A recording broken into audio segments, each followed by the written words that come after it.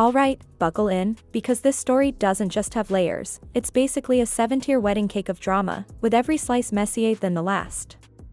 Stephanie Jenkins, the TikTok mom who has turned her life into a 24/7 live-streamed reality show, is once again the talk of the internet, and this time, the plot twists are so wild, you'd swear she had a writer's room scripting it all. If you've been casually scrolling through your For You page lately, chances are you've bumped into one of Stephanie's daily uploads. You know the type: soft lighting, upbeat captions, and her glowing over her man Drew like he's the ultimate ride-or-die provider. He's framed as the guy who shows up, handles business, and treats her like a queen. It's a carefully packaged love story, at least on camera. But peel back the glitter filter, and the reality is much less romantic. Despite the fairy tale framing, Stephanie and her 5 kids are still living in the same cramped motel room they've been stuck in for months. We're talking tiny space, everyone on top of each other, barely enough room to stretch out without bumping into someone. It's the exact same setup they've had all along: no new home, no magical upgrade, just the same temporary housing, only now with more curated content to make it look like something it's not. And just when people thought they knew the situation, Stephanie decided to toss a grenade into her own storyline. In a recent grocery haul video, one she made a point of saying Drew paid for, she casually dropped a phrase that had longtime followers doing double takes. Instead of calling herself a mum of 5 like she always has, she wrote, "Mum of 7. 7. Let that sink in. So y'all kept saying, what are you going to buy when you run out of benefits? And you don't have benefits to rely back on. And we kept trying to tell y'all the same damn thing. So here you go. And this is what our typical grocery haul looks like, whether we're on benefits or not, because my man does all of that, coupon and clip and all that stuff. And I cannot even thank my man enough. I am ever so grateful he takes that part over. I kind of give him a basic idea of what I want to make throughout the week, what fruits I want to have on hand, and he does his best to hop from store to store and find the best deal. And oftentimes we're going to base whatever fruit we have on hand with whatever's best in season at the time. And I know. I thought y'all said you didn't eat dyes or any processed foods. I did say we ain't perfect on that too. But we have kicked the candy habit and we replaced it with fruit snacks, which it's not much better, I do agree, but still. I would say we have relied a little bit more on a bit convenient food because of the situation with the motel and not having an oven, but I just think that's no excuse. Mamas, I gotta do a little bit better. I mean, I do cook at least 2 meals a day, but still, I feel like we've relied a little bit more on convenient snacks for the kids, and I would rather them have handmade snacks, homemade, from scratch type shit. This wasn't an off-the-cuff live stream slip, the kind of thing you could wave off as a tired brain moment. This was a caption. Typed, reviewed, published. She had every chance to edit it before posting. And if there's one thing Stephanie is known for, it's choosing her words intentionally. She knows her audience. She knows what sparks speculation. And she knows how to work that speculation into views. So Stephanie Jenkins, you're telling me that you're proud that you went grocery shopping? Actually, you claim that Drew went grocery shopping with all of the kids, which I do not buy it. I don't buy that he did. And anyways, if he did, how did all those babies fit in the car? You're not thinking about all of these little questions that can be asked when you're trying to lie and finesse. But let's get into this grocery haul.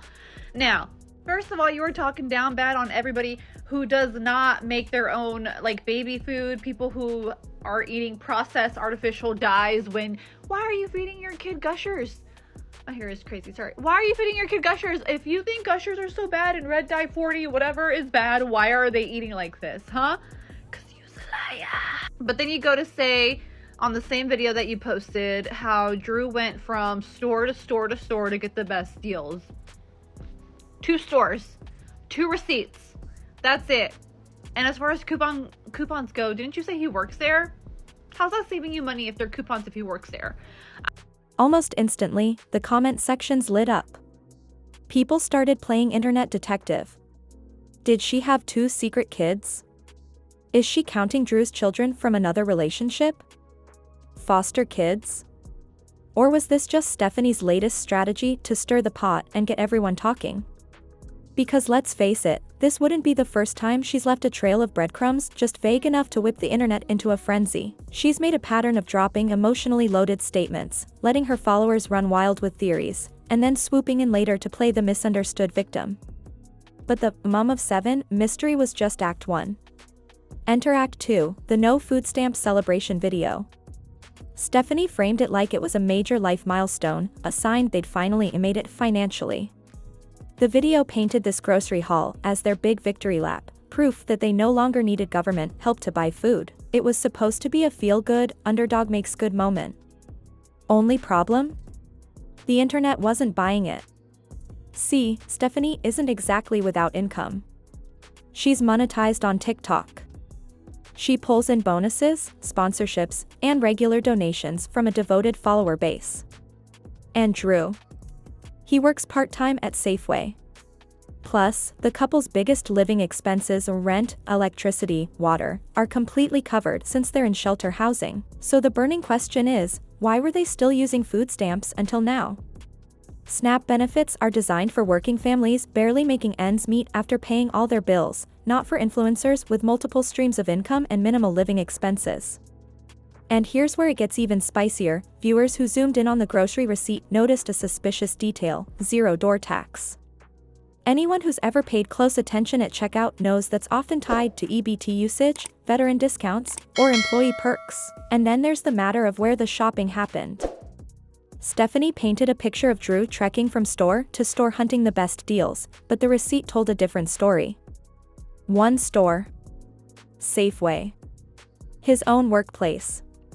It was starting to look less like a day-long mission for bargains and more like a quick stop after a shift. But the biggest question still hangs in the air like a storm cloud. If they can now afford full grocery hauls without assistance, why are they still homeless? Why, after months of financial support and donations from loyal followers, are all 5 kids still squeezed into one tiny motel room? Groceries are essential, sure, but a roof over those kids' heads should be priority number 1.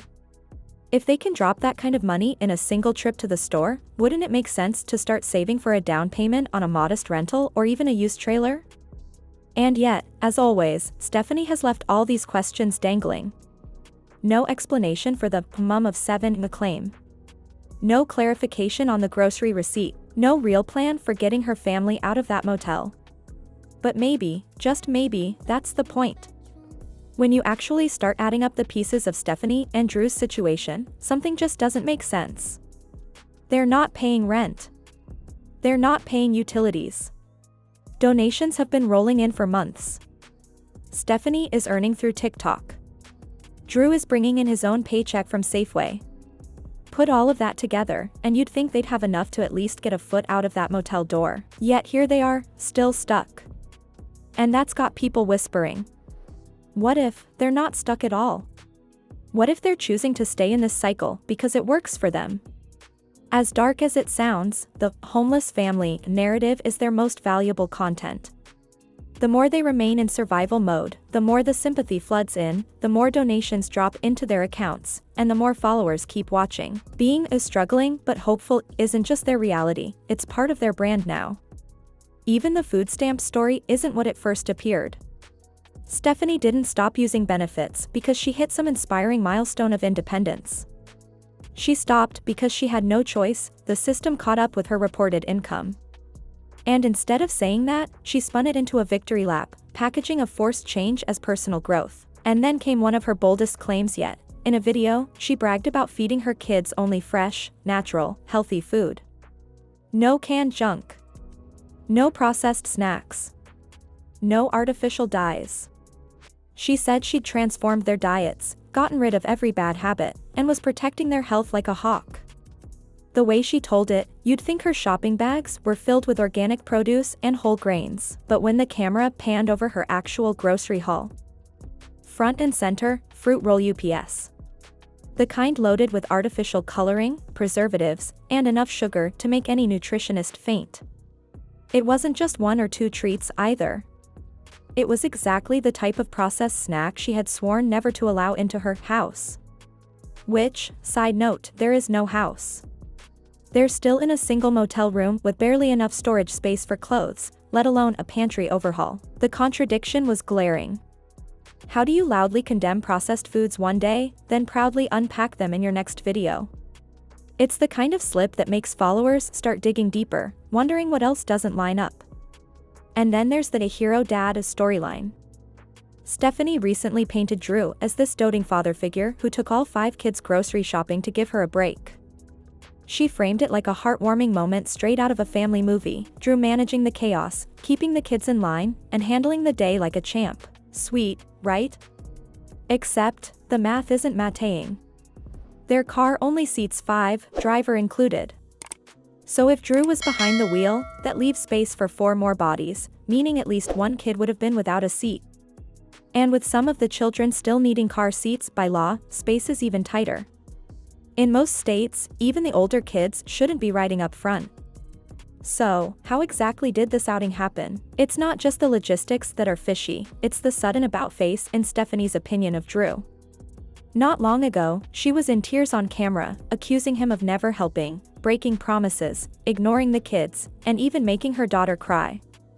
He was painted as the absent, uninvolved partner who left her to carry the family on her back. Now, after one grocery trip, he's dad of the year?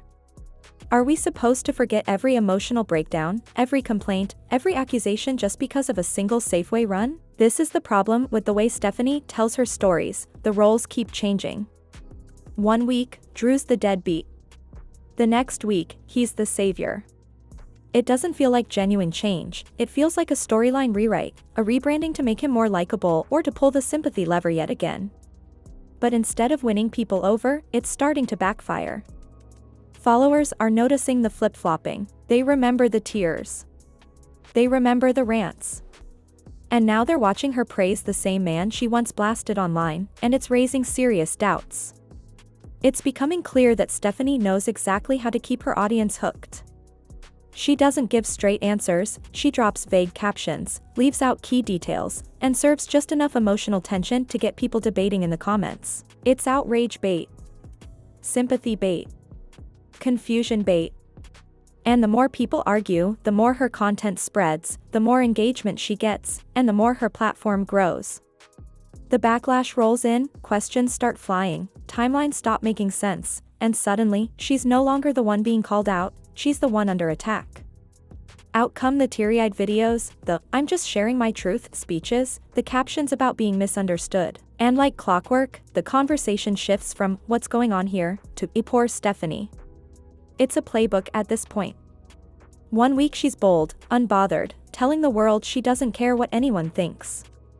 The next, she's leaning into heartbreak mode, saying the internet is cruel, that strangers are targeting her just for being real. It's a cycle that keeps her in the spotlight no matter which way the wind blows, because whether people are defending her or dissecting her, they're still talking about her. She claims it's all for the struggling mums out there, that she's lifting the curtain and showing what life is really like in her shoes.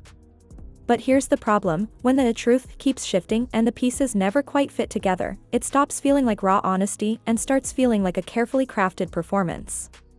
It's not that her followers can't handle reality, it's that the reality she's selling doesn't always match the receipts. And the cracks are starting to show. The contradictions. The timelines that don't line up. The story beats that sound inspiring until you realize the facts don't match. At some point, sympathy starts to wear thin, and the audience that once rooted for you begins to question if they've been watching a real-life comeback story or just another long-running TikTok plotline.